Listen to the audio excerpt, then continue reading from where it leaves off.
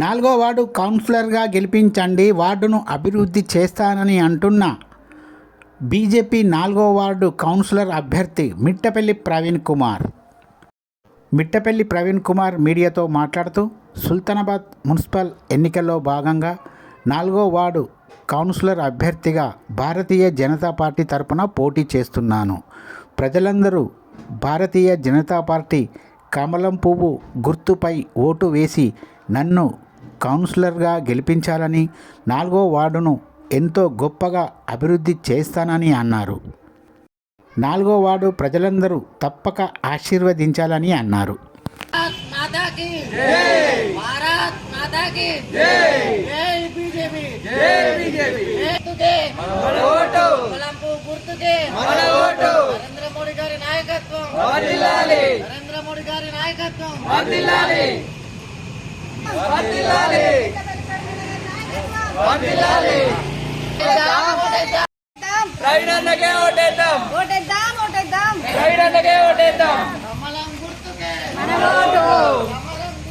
తినరాలే అందరూ.